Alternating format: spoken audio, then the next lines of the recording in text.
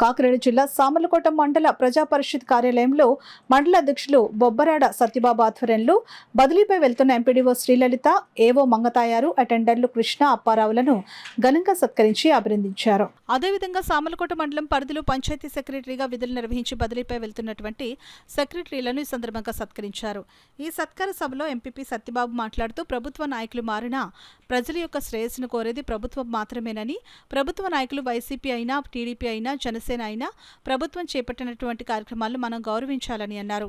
ఈ కార్యక్రమంలో సామర్లకోట తహసీల్దార్ చంద్రశేఖర్ రెడ్డి, మండల విద్యాశాఖ అధికారి శివరామకృష్ణయ్య, ఎంపీటీసీ మల్కల సూర్యారావు, మండల పరిధిలోని ఇతర ప్రభుత్వ అధికారులు, పంచాయతీ సెక్రటరీలు, ఎంపీడీఓ కార్యాలయం సిబ్బంది పాల్గొన్నారు.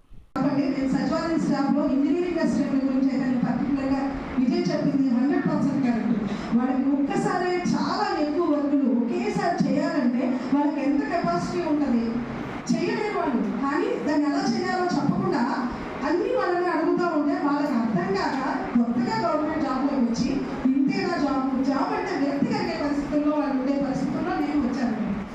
వాళ్ళు అన్నట్టే వాళ్ళకి ఒక ప్లాన్ ఆఫ్ వర్క్ చెప్పిన తర్వాత వాళ్ళు కూడా చాలా ఈజీగా చేసుకున్నారు. అది కూడా నాకు చాలా హ్యాపీ అనిపించింది. అలాగే ప్రతి సచివాలయం డిపార్ట్మెంట్ నుంచి కూడా ఏఎన్ఎంస్ కానీ, అలాగే మహిళా పోలీసుల నుంచి కానీ, అలాగే సెక్రటరీస్, పంచాయతీ సెక్రటరీస్, నిజంగా వాళ్ళందరూ ఒక టీం లీడర్స్ లాగా వాళ్ళ పంచాయతీలో వాళ్ళు వాళ్ళ లీడర్ లాగానే వర్క్ చేస్తారండి. అందరూ కూడా సార్ చెప్పినట్టు మండలం మొత్తం ఒక ఫ్యామిలీగా ఉండి ఒక టీం వర్క్ చేస్తాం ఇప్పుడు దాకా మేము అందరూ కూడా. అందువల్ల అది సార్ సపోర్ట్ అనేది, ఎంపీపీ గారి సపోర్ట్ అనేది అయితే మాత్రం మా అందరికీ చాలా బాగుంది. ఆయన ముందుండి ఏ దానికైనా సరే మీరేం భయపడదు, ఇలా చేద్దామండి అంటే ఇలా చేద్దామండి. దానికి ఎప్పుడు కూడా నో చెప్పడము, అగ్రెసివ్గా మాట్లాడము ఇవేదైనా ఉంటే మనం ముందుకు వెళ్ళలేకపోయేవాళ్ళం. అలాగే కూడా నేను చెప్పగలను. అలాగే రిపోర్ట్స్ పరంగా సచివాలయం స్టాఫ్ ఏ రోజు కూడా ఏ రిపోర్ట్ విషయంలో కూడా చెప్పిన వెంటనే చేసుకోవాలి. నాకు ఎప్పుడు కూడా ఇంతకుముందు నేను మధ్యలో ఉంటే సరిపోయింది అనుకునేదాన్ని. అనేక మంది ఉంటే కొంతమంది సిద్ధాంతాలు కూడా తీసుకొచ్చి ఏ పక్కన మీటింగ్ వాళ్ళు ఉండాలి, ఏ పక్కన క్లోజ్ తీసుకోవాలి, దీని వాస్తు ఎలా ఉండాలి, ఎక్కడ కూర్చోవాలి దానికి మేము అధ్యయనం చేసి, అలాగే మా బాడీ వచ్చిన తర్వాత మా మండల పరిషత్ సభ్యుల యొక్క సహాయ సహకారాలతో, అలాగనే మండల అభివృద్ధి అధికారి మేము వచ్చిన తర్వాత 2వ సంవత్సరంలో మరి శ్రీలలిత గారు ఇక్కడ జాయిన్ అవ్వడం జరిగిందండి.